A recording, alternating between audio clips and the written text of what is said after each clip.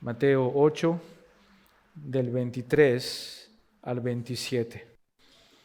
Yo leo en la versión de las Américas, tal vez ustedes tengan otra versión, pero dice lo siguiente: Cuando entró Jesús en la barca, sus discípulos le siguieron, y de pronto se desató una gran tormenta en el mar, de modo que las olas cubrían la barca, pero Jesús estaba dormido. Y llegándose a él, le despertaron diciendo: Señor, sálvanos, que perecemos. Y él les dijo: ¿Por qué estáis amedrentados, hombres de poca fe? Entonces se levantó, reprendió a los vientos y al mar, y sobrevino una gran calma. Y los hombres se maravillaron, diciendo: ¿Quién es este que aún los vientos y el mar le obedecen? ¿Qué les parece si inclinamos nuestros rostros y oramos juntos? Señor y Dios, te damos gracias por este tiempo, por tu palabra, por permitirnos acercarnos a ti por medio de ella y para que tú puedas hablar a nuestros corazones. Señor, yo quiero rogarte, quiero pedirte en el nombre precioso de nuestro Señor y nuestro Salvador, en el nombre de Cristo Jesús, que vino a encarnarse para darnos vida juntamente con Él, para salvarnos de nuestra maldad, para salvarnos de nuestros pecados, para salvarnos de una condenación eterna y permitirnos ahora, bendito Dios, venir delante de ti para poder, bendito Dios, dirigir nuestras oraciones y rogarte por tu dirección, rogarte por tu presencia, rogarte, Señor, que tú obres en medio de nosotros. No importa, Señor, el número de personas. Yo sé, Señor, que muchos somos lo que sembramos, muchos somos lo que regamos, Señor, pero el que da el fruto eres tú. Tú eres el que da el fruto en las vidas. Tú eres el que hace crecer esa semilla que tú pones en los corazones. Señor, yo te ruego que tú bendigas tu palabra, que tú bendigas a mis hermanos y a mis hermanas que están aquí presentes, que tú puedas hablar a sus corazones, que tú puedas bendecirlos, Señor, por medio de la predicación de tu palabra, y que puedas, Señor, obrar en cada vida. Te ruego también, Señor, que me des a mí sabiduría, que me des dirección, que me ayudes, Señor, a transmitir tu palabra fielmente como tú quieres que yo lo haga, Señor. Ayúdame a ser fiel al texto, pero también ayúdame, Señor, a poder llegar al corazón de mis hermanos. Señor, que tu palabra, Señor, sea transmitida con amor, con pasión, Padre amado, pero también con gracia y con sabiduría. Te ruego, Señor, ayúdame, porque, bendito Dios, el único santo, el único perfecto, el único que es inmaculado y sin mancha, eres tú, Señor. Nosotros somos instrumentos en tus manos. Somos hombres débiles en las manos de un gran Dios, en las manos de un Dios grande y fuerte y todopoderoso. Y te ruego, Señor, que bendigas tu palabra en el nombre de Jesús. Amén. Amén. Amén, hermanos.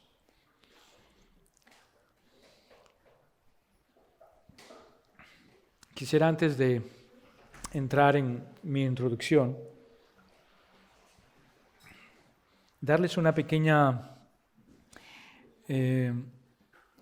ilustración, una pequeña historia. Dice lo siguiente, apoyándonos sobre el texto de Romanos en el capítulo 8, en el verso 28. Pablo dice: y sabemos que a los que aman a Dios todas las cosas ayudan a bien. Y esto es, que los conforme al propósito son llamados. ¿Por qué dudamos entonces? Así como Pablo fue llamado a Roma para predicar el Evangelio, así también pasó por pruebas. ¿Acaso Dios desconocía eso? ¿Acaso Dios no tenía el control de aquella situación de Pablo? Claro que sí. Aquí viene la pequeña historia. En una calurosa tarde de verano, se cubrió de un momento a otro, como en estos momentos, se cubrió el cielo. Repentinamente nubes negras comenzaron a rodear toda la ciudad. Y de un momento a otro, el resplandor de los relámpagos se anunciaban. Una tempestad venía a asomarse sobre aquella ciudad, aquel pueblo. Retumbaban los truenos en las alturas. Se escuchaba el eco de ellos en las montañas. Se veía en el cielo el zigzag del resplandor, del brillo de aquellos rayos. Una señora, la famosa señora Moreno, estaba de pie al lado de la cama de su hijo de 5 años. Ella estaba observando cómo los relámpagos estaban justamente jugando alrededor de su casa en aquella montaña. Los relámpagos estaban brillando, los truenos se escuchaban y ella estaba llena de temor, asustada. Pero en ese momento, en ese instante, su hijo se volteó hacia ella. Su hijo de 5 años volteó a verla, a mirarla a sus ojos y le dijo: Madre, ¿Dios está alumbrando sus lámparas? ¿Acaso no es así? En ese momento, el corazón de su madre o de la señora Moreno se enterneció con esa afirmación de su hijo. Todo temor la abandonó. Reconoció en ese momento que Dios había permitido la tempestad, que Dios había permitido lo que estaba sucediendo en ese momento alrededor de su casa, en aquella montaña donde los truenos y los relámpagos estaban sonando y brillando. En esos momentos, entonces, ella se sintió nuevamente protegida por Dios, diciendo: Dios tiene el control de todo. Y así como su hijo, que tenía la confianza en Dios, que le dio esa pequeña ilustración, Dios está prendiendo sus luces. Entonces ella volteó su mirada al cielo, diciendo: Señor, en ti pongo toda mi confianza. Esta es una pequeña ilustración, hermanos, para poder nosotros tal vez entender lo que vamos a ver en este sermón. El título de este sermón es: Ten fe en medio de la tormenta. Ten fe en medio de la tormenta. Para poder que ustedes puedan ubicarse en el texto que voy a desarrollar juntamente con ustedes, quiero rápidamente traerles un poco de contexto histórico en el que estamos hablando. Todos conocemos esta historia donde el Señor sube a la barca y se va con sus discípulos. Pero hay un contexto importante que geográficamente tal vez desconocemos, tal vez hemos escuchado alguna vez, pero quiero dárselos para que ustedes puedan tomarlo en cuenta. Hermanos, el mar donde se encontraba Jesús y sus discípulos es el mar de Galilea. El mar de Galilea está ubicado al norte del Valle del Jordán. Está ubicado al norte. Y su longitud es de 320 kilómetros de distancia. Y de ancho son 11 kilómetros. Lo sorprendente, hermanos, es de que este mar está a 212 metros bajo el nivel del Mediterráneo. Es muy importante lo que estoy dándoles como información. Tal vez ustedes digan: bueno, a mí qué me interesa la altura, la longitud, lo ancho, la situación en el que lugar se encuentra este mar. ¿En qué me sirve a mí como información esto? Pues le quiero decirles, hermanos, que aparte de eso hay más información. Que cuando las corrientes frías descendían del monte Hermón, que está a 2.759 metros de altitud, y cuando se encontraba en el valle, con el calor ardiente del valle, provocaba así, hermanos, en medio del mar de Galilea, unas olas y una tempestad muy fuerte.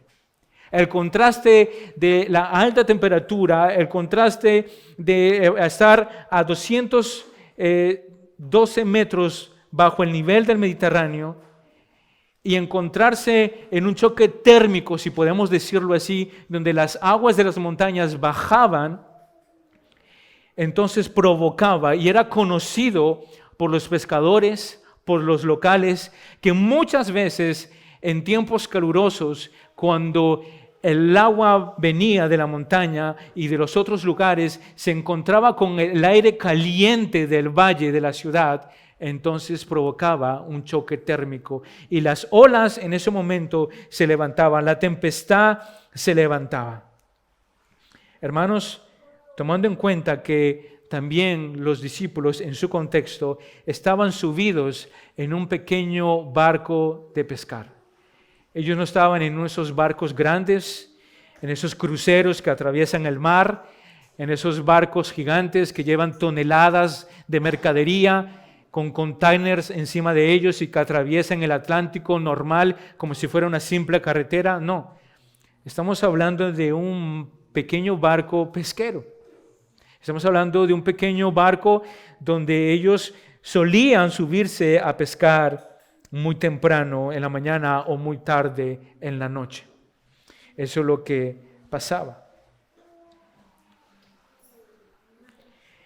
Y quiero que también puedan visualizar que para poder subirte a esa barca con Jesús, había un requisito. El requisito era que tú tenías que ser un discípulo de Él. La gente que estaba con Él, que habían recibido las bendiciones de Jesús, que habían sido alimentados justamente antes, que habían recibido toda la gloria o habían visto parte de la gloria de Cristo, habían visto su poder manifestarse, no subieron a la barca con Jesús, sino que fueron aquellos que eran sus discípulos. Se subieron a la barca y atravesaron con Él. En otras palabras, si tú quieres subirte a la barca, el requisito es ser un discípulo de Cristo. Hay una frase del pastor Miguel Núñez que se grabó en mi corazón y que creo que la he compartido muchas veces con ustedes, pero lo vuelvo a decir porque va a concordancia con lo que voy a predicar en estos momentos. Que cual sea la tempestad, sea la prueba, cual sea la lucha por la que tú estás pasando, Miguel Núñez dice que él cuando oraba y se dirigía a Dios le decía: Señor, ¿cuál es la lección que yo tengo que aprender? Y yo quiero aprender la lección completa. Yo no quiero volver a tener que pasar dentro de 6 meses, dentro de 1 año, dentro de 5 o dentro de 10 años, tener que pasar nuevamente por esta misma prueba porque no he sido suficientemente maduro, no he sido suficientemente sabio para entender lo que tú querías que yo aprendiera. Todo eso nos lleva para que nosotros podamos ahora entrar en materia y ver mi primer punto que quiero compartir con ustedes. Obedecer a Jesús no significa que no habrá tempestad. Obedecer a Jesús no significa que no habrá tempestad. ¿Escucharon eso? Si tú obedeces a Cristo, Él no te promete que tu vida será un paraíso. Para eso, veamos el versículo 23 y 24. Dice, cuando Jesús entró en la barca y sus discípulos le siguieron, dice, de pronto se desató una gran tormenta en el mar, de modo que las olas cubrían la barca. ¿Ven eso? Cubrían la barca, pero Jesús estaba dormido. Cuando Jesús entró en la barca, hermanos, sus discípulos siguieron a su maestro. Cuando vemos películas en el mundo en el que nos encontramos, cuando ustedes abren sus aplicaciones de streaming y ven su mejor película, y a veces caen sobre esas películas donde hay un maestro Shaolin, donde hay un maestro que tiene a sus discípulos meditando.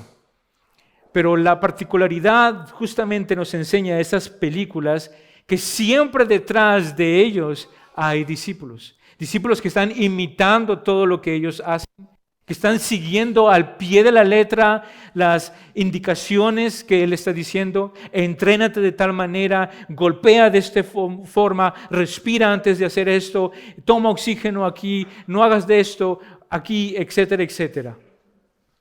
Pues los discípulos no fueron la excepción. Cuando estaban con su maestro, cuando estuvieron con Jesús, donde Jesús iba, ellos seguían detrás de su maestro, haciendo exactamente lo que Él estaba haciendo. Cuando Jesús entró entonces a la barca, sus discípulos le siguieron. Ellos estaban allí siguiendo a Jesús para cumplir el propósito por el cual justamente el Señor los había llamado: ser formados, ser preparados, ser instruidos, ser formados en su corazón, en su carácter, en todo lo que ellos son. Para los discípulos era normal subir a una barca. Recuerden que en medio de ellos habían pescadores. Recuerden que en medio de ellos habían hombres que toda su vida había sido la pesca. Era normal para ellos que subir a ese barco y poder atravesar el mar de Galilea. Era normal.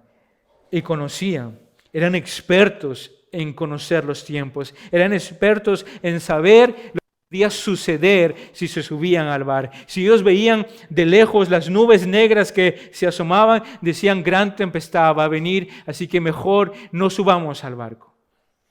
Pero hay una particularidad en el texto, hermanos, cuando ustedes leen el texto. Dice que ellos subieron y que de repente, de un momento a otro, dice que vino la tempestad. El texto nos da una indicación importante. No dice que ellos pudieron detectar, tuvieron tiempo de analizar la situación, como hacían nuestros ancestros. Yo me acuerdo de mi abuelo, y abro un paréntesis, él se mojaba el dedo y hacía así: hoy va a ser frío, ¿no? ¿Recuerdan algunos? Yo veía a mi abuela que a veces no tenía reloj y miraba el sol así y decía: son las 12:30. Y yo decía: ¿pero cómo hacen? ¿Cómo hacen para ellos saber el tiempo, la hora exacta? Costumbres, tradiciones, maneras que ellos habían aprendido de hacer. Y con eso que quiero transmitirles como idea, estos hombres sabían que podían subir a la barca tranquilamente, pero el texto nos dice, para poder nosotros desmenuzar y encontrar lo que está pasando ahí, que de un momento a otro les sorprendió a ellos la tormenta.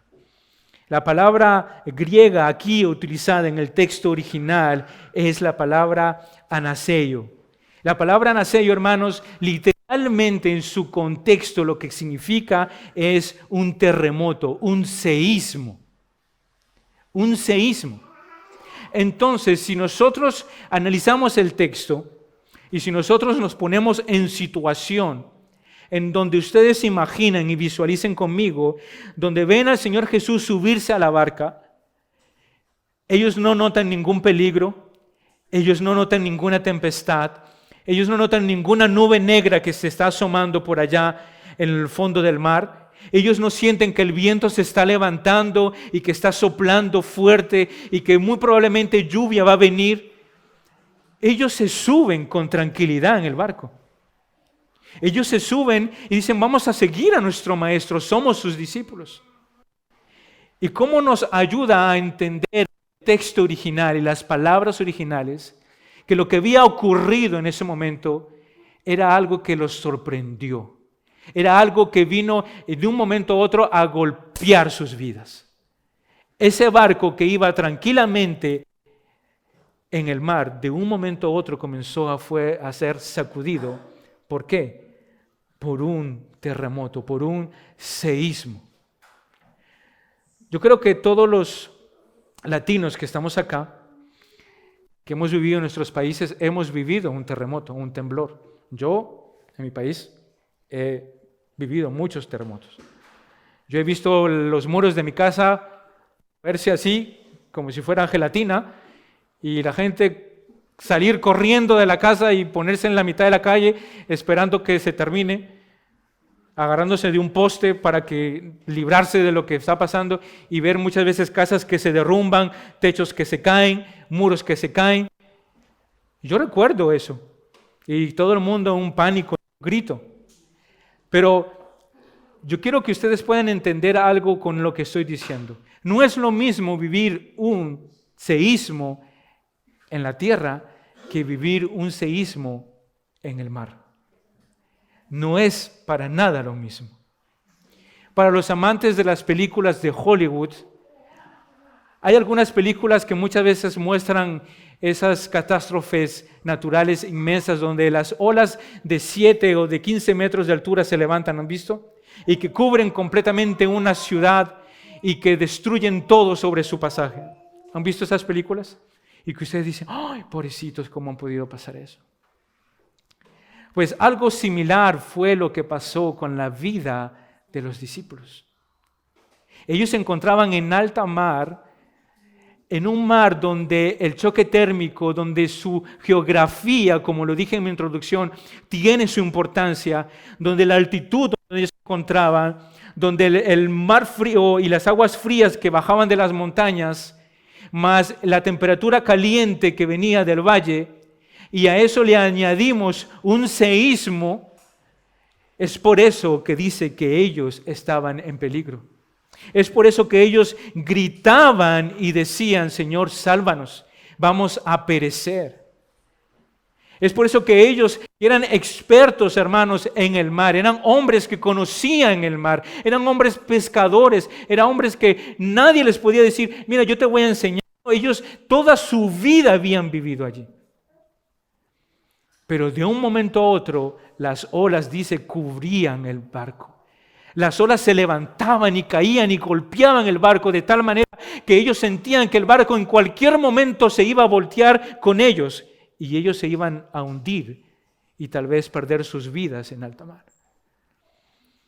Pero hermanos, en esa tremenda tormenta, en esos momentos tan fuertes, había uno que estaba durmiendo tranquilamente en la barca.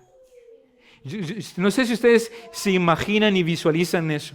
No sé si ustedes pueden utilizar su mente, su imaginación y ver un mar lleno de furia, con el viento soplando, con las olas levantadas, golpeando, con todo un cielo oscuro y ver los rayos golpeando por allá y la tierra temblando, y en medio de eso un barco que está siendo golpeado por las olas del mar de una manera a tal punto que la gente allí está diciendo nos vamos a morir. Pero en medio de esa situación hay uno que está durmiendo muy presiblemente en ese barco. Hay uno que no está preocupado por la tempestad, no está preocupado por el seísmo, no está preocupado por lo que está pasando en ese momento. Hay uno que está confiadamente descansando en el Señor. Y ese se llama Jesús. Juan, en el capítulo 11, en el verso 4, dice, cuando Jesús le oyó, dijo, esta enfermedad no es para muerte, sino para la gloria de Dios, para que el Hijo de Dios sea glorificado por medio de ella. Hermano, la tempestad por la cual estaban pasando los discípulos no era para muerte, era para la gloria de Dios, era para glorificar al Hijo, así como Juan nos dice en el capítulo 11, en el verso 4, refiriéndose a Lázaro, de aquí de la misma manera, él está diciendo, esta tempestad por la cual los discípulos estaban pasando no era para que ellos murieran, no era para que ellos sufrieran, sino para que el Hijo del Hombre sea glorificado, sino para que Dios sea glorificado en medio de esa tormenta. La pregunta es, ¿qué aplicación podemos sacar de esta primera parte para nosotros? Hermanos, yo no sé cuáles son tus luchas, yo no sé cuáles son tus preocupaciones, yo no sé por qué problema estás pasando. Yo no sé cuál es el seísmo que está sacudiendo tu vida en estos mismos momentos. Yo no lo conozco. Solamente tú lo sabes. Pero quiero decirte y quiero dejarte esta enseñanza igual que los discípulos. La tormenta por la cual mi hermano, mi hermana, tú estás pasando, la lucha por la cual tú estás pasando en tu vida personal, en tu vida matrimonial, en tu familia, con tus padres, con tus hermanos, con tus hijos, con tus seres queridos, cual sea la situación por la cual tú estás pasando, mi hermano, mi hermana, Dios tiene el control y Él está en la barca. Y el propósito de eso es para glorificar al Hijo y para glorificar al Padre. Nos podemos encontrar en medio de las tormentas, pero el Señor tiene el control. Esto me lleva a mi segundo punto. Jesús no está durmiendo, Él está probando tu fe. Jesús no está durmiendo, Jesús está probando tu fe. Mira lo que dice ahí el texto en el versículo 25. Dice, y llegándose a él, los discípulos se acercan a él y le despertaron diciendo, Señor, sálvanos que perecemos. ¿Escuchan eso? Es una exclamación de los discípulos. Ellos están claramente gritando a pulmón. Ellos están diciendo, Señor, tú estás durmiendo y nosotros nos vamos a morir. Sálvanos porque vamos a perecer. Y la respuesta del Señor es a la cual nosotros debemos aferrarnos. Y es en el verso 26. Y Él les dijo, ¿por qué estáis amedrentados? Hombres de poca fe. Hombres de poca fe.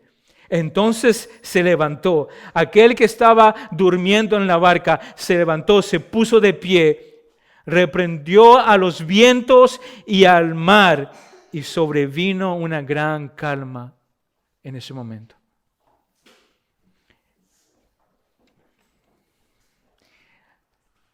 Para apoyar este pensamiento de que Jesús no está durmiendo, sino que Él está probando nuestra fe, Lucas, el evangelista Lucas, en el capítulo 18, en el verso 8, dice, cuando el Hijo del Hombre venga, ¿hallará fe en la tierra? Cuando el Hijo del Hombre venga, ¿hallará fe en la tierra? ¿Encontrará fe el Señor en las vidas de sus hijos, en la vida de sus discípulos, en aquellos que dicen que le pertenecen a Él, en aquellos que han decidido seguirlo a Él, pero que muchas veces están en la barca, pero que no ven que el Maestro está en la barca?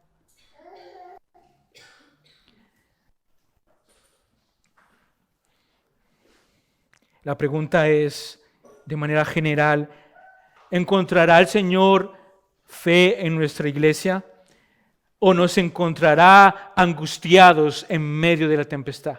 ¿O nos encontrará desesperados en medio de la prueba? ¿Encontrará el Señor fe en los corazones de aquellos que han decidido seguir a Cristo?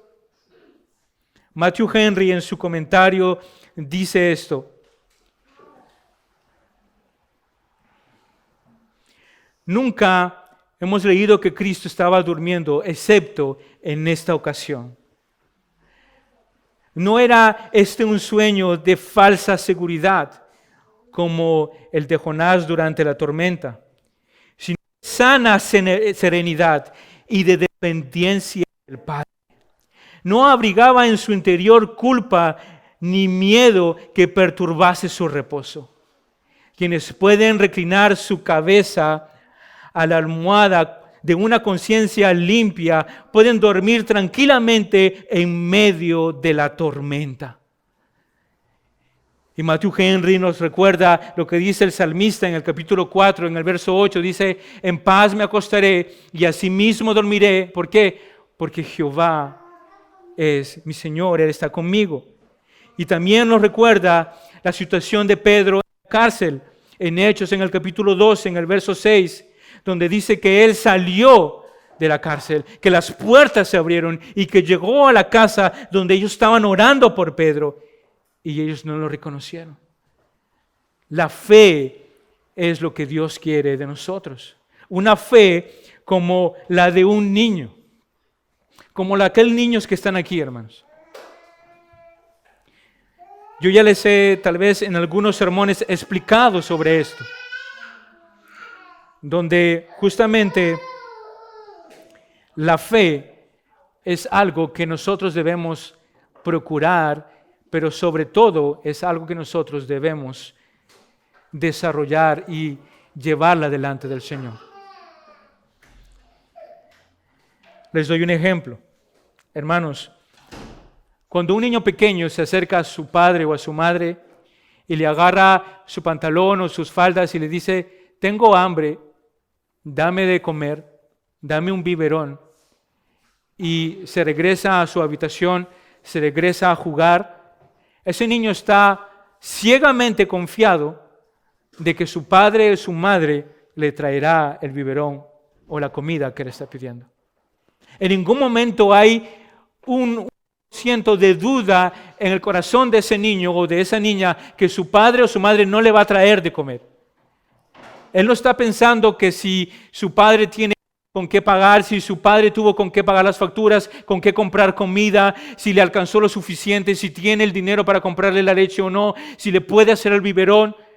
No hay ningún cuestionamiento en su mente. Él está completamente seguro de que la comida vendrá, de que el biberón va a venir. De la misma manera Dios quiere que nosotros tengamos ese tipo de fe. Esa fe que cuando el Señor te dice, yo estoy en la barca, aunque las olas sean más grandes que tú, aunque esté tronando a tu alrededor, aunque el mundo se te está cayendo, aunque todo se está derrumbando a tu alrededor, ten fe, dice el Señor. Él tiene que encontrar fe en nuestros corazones, porque lo primero que le dice a sus discípulos es hombres de poca fe. No le dice, ¿por qué ustedes qué hacen? ¿Por qué no han vaciado el agua que está aquí en el barco? ¿Por qué no han agarrado un balde? ¿Y por qué no se han puesto a sacar el agua antes de que nos vayamos aquí a morir, a ahogar?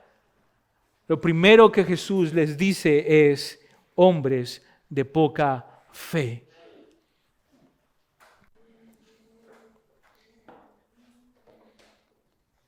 Y tal vez, en medio de las pruebas, mi hermano, mi hermana, tú te has sentido solo. Has sentido la tormenta muy grande a tu alrededor. Has sentido que no tienes suficientemente fuerzas para poder afrontar la situación por la cual tú estás pasando.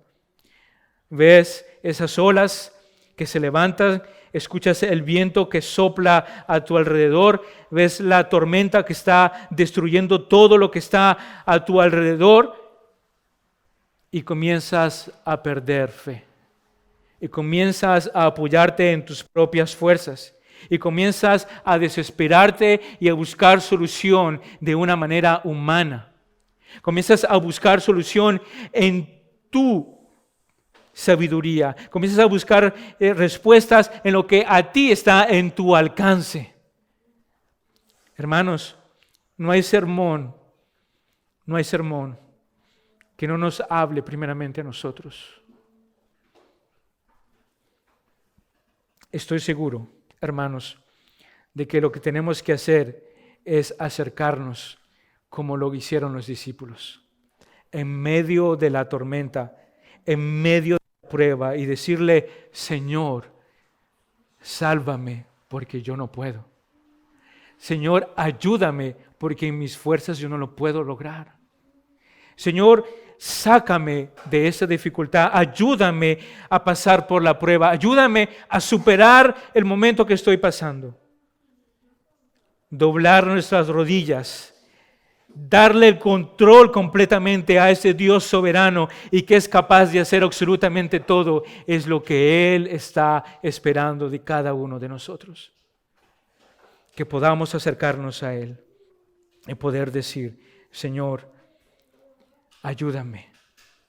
Así como dice el texto paralelo aquí a Mateo en Marcos capítulo 4, verso 38 que hemos leído, un detalle importante nos dice Marcos, que no nos dice Mateo, dice, ¿no te importa que perezcamos? Dice el texto. Marcos nos dice que los discípulos vinieron al maestro en son de queja. No vinieron a simplemente decir, sálvanos, estamos pereciendo. Sino como diciendo, ¿no te importa que nosotros vayamos a morir aquí en estos momentos? Las palabras de los discípulos fueron palabras de desespero, de temor, palabras que estaban expresando auxilio, socorro en esos momentos de dificultad y de tormenta. Si destacamos algo muy importante aquí, hermanos, que quiero explicar, que así como los discípulos, nuestra falta de fe revela el temor que hay en nosotros. Nuestra falta de fe revela el gran temor que hay en nuestros corazones. El temor de darle el control completamente a Dios. El control de decirle, Señor, ¿sabes qué? Te lo entrego todo en tus manos. Y muchas veces, cuando esa falta de fe revela el temor que hay en nosotros, también revela otra cosa. ¿Saben qué? Revela un corazón irritable. Revela un corazón que no está dispuesto a recibir lo que Dios tiene.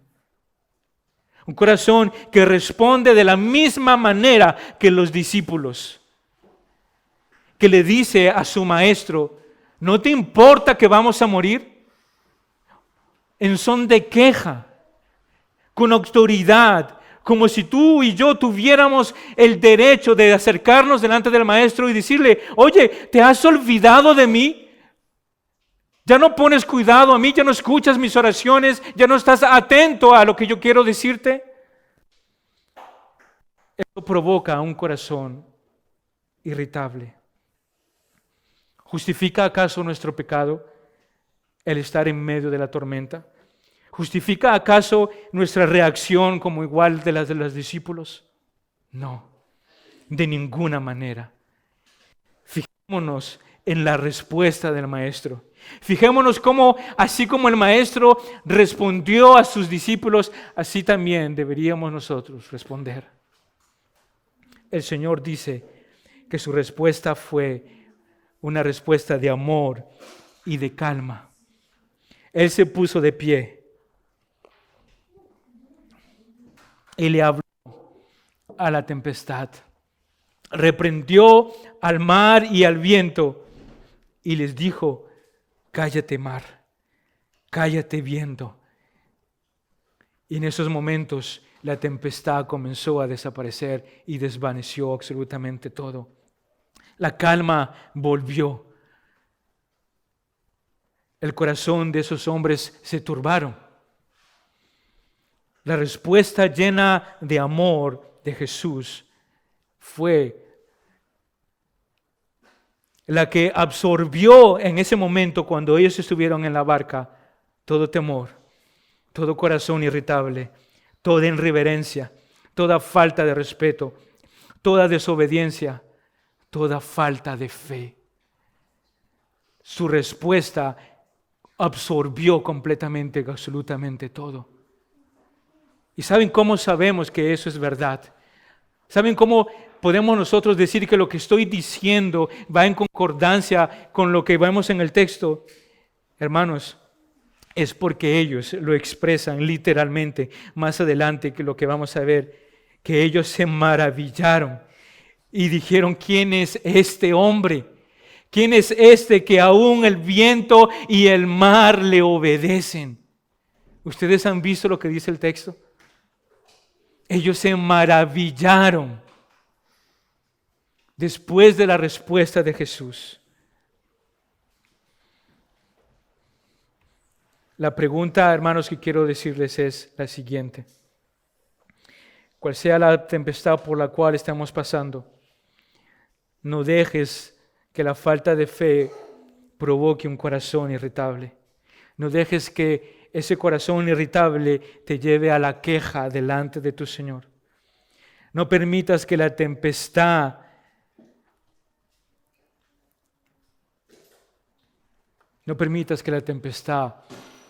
venga a entristecer el Espíritu Santo que obra en tu corazón. ¿Has escuchado la respuesta de Jesús, mi hermano, mi hermana? ¿Has escuchado cuando el Maestro está hablando en medio de tu tormenta y de la mía?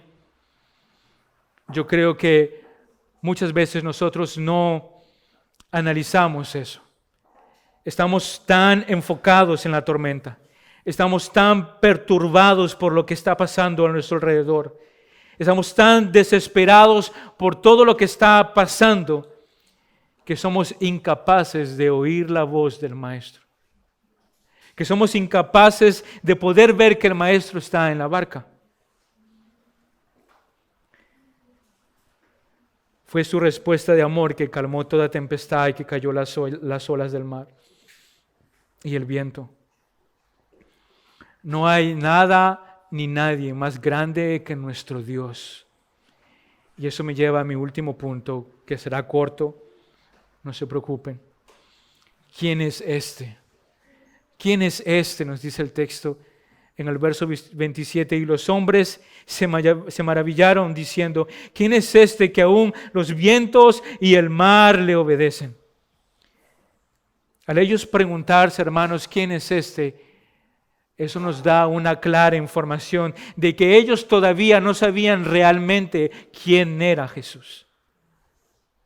Ellos no sabían quién era el que estaba con ellos en la barca. Mi pregunta es para ustedes, ¿sabes quién es Jesús realmente? Tal vez lo conoces como justamente Job decía, yo de oídas había conocido, de oídas había escuchado hablar de ti. Pero Job llega después de las pruebas, de las luchas, de las tormentas, cuando se levantaron las olas y perdió su esposa, sus hijos, sus bienes, su casa, todo su ganado, enfermo en la calle, con sarna. Él entiende y él dice, ahora mis ojos te ven. Ya no solamente de oídas, sino que ahora mis ojos te ven. Es exactamente lo mismo, hermanos. ¿Conocemos a Jesús realmente? ¿Sabemos quién es el que está en la barca con nosotros?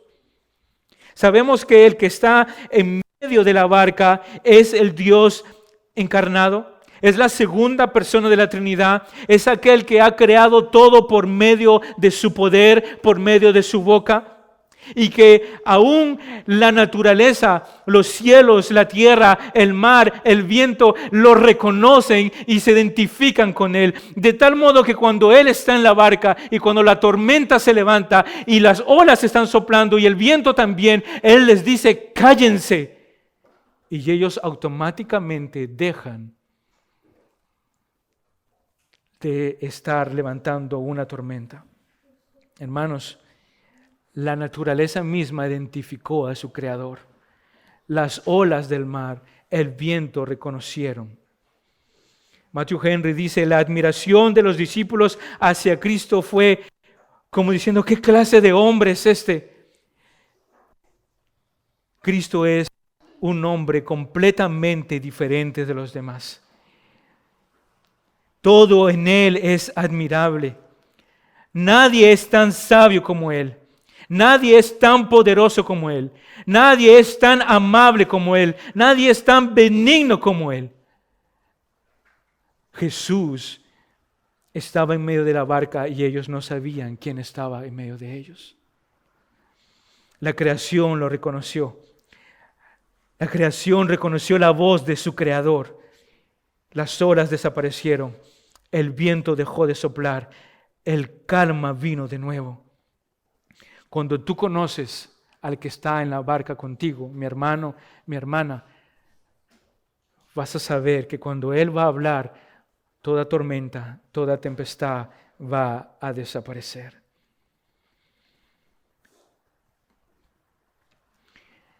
¿Dónde podemos ver en este texto, hermanos, para terminar, el Evangelio?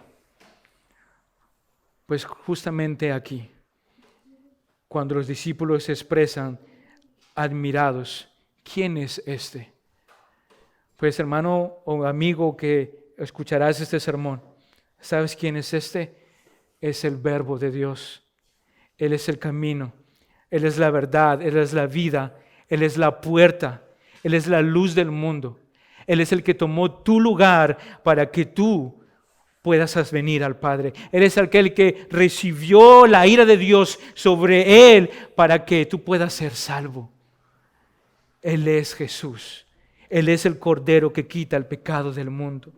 Y lo que Él quiere es que tú lo descubras, que tú sepas que hay alguien en la barca que está allí para luchar contigo en las tormentas, para que tú puedas avanzar, para que tú puedas crecer, para que tu fe pueda ser más grande, para que tú puedas vencer al mundo, porque tu Señor ya venció al mundo. Quiero terminar con esto, hermanos. Recordarles que en medio de la tormenta, de la prueba, nuestro Señor siempre está allí. Y que debemos tener fe en cualquier circunstancia. Recuerden lo que el Señor nos dice en su palabra, que sin fe es imposible agradar a Dios. Es necesario que haya fe en nuestras vidas, en nuestros corazones. Y nuestra fe debe crecer, no debe quedarse diminuta, no debe quedarse débil. Ella debe crecer. Por eso que las pruebas y las luchas están ahí no para muerte, como dice Juan, sino para glorificar al Padre, para glorificar al Hijo y para que nosotros, por medio de ellas, podamos salir más grandes y aprender más de Él. Para eso están. Con esto quiero animarlos y quiero terminar con estas palabras. Mis amados hermanos, acuérdense, cuáles sean las luchas, cuáles sean las pruebas por las cuales ustedes pasen. Ten fe. Mi hermano, ten fe. Mi hermana, ten fe. El Señor está contigo. Él prometió estar contigo todos los días hasta el fin del mundo. Él dijo que nosotros estamos en sus manos y que nada ni nadie los puede arrebatar de sus manos. Ni aún el enemigo de nuestras almas puede venir a arrancarte de su mano. No, estamos en sus manos. Él ha vencido el mundo. Él ha vencido a Satanás. Él ha vencido la muerte. ¿Qué más seguridad? ¿Qué más prueba? ¿Por qué dudar? ¿Por qué no tener fe? Tengamos fe en nuestro Señor y nuestro Salvador Jesucristo. Amén. Oremos. Señor y Dios, gracias por tu palabra, porque ella es viva y eficaz, y tú bendices nuestras vidas, Señor. Ayúdanos, Señor, a tener fe en ti, en medio de la tormenta, en medio de las luchas, en medio de las dificultades. Ayúdanos a confiar en ti.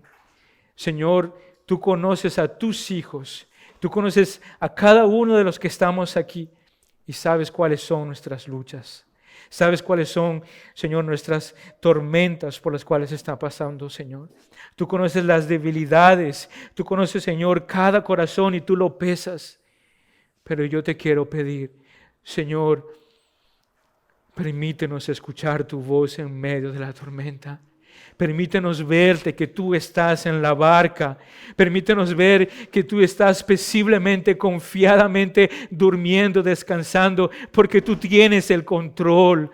Porque no hay nada ni nadie, Señor, que se te escape. Y que tú tienes el poder de callar la tormenta, de parar las olas, de parar, Señor, el viento y de calmar toda tempestad. Señor, bendice a tus hijos, bendice a tu iglesia. Que esta semana podamos escuchar tu voz, refugiarnos en ti y aprender cada día más de ti. En el nombre de Jesús. Amén y amén. Amén, hermanos.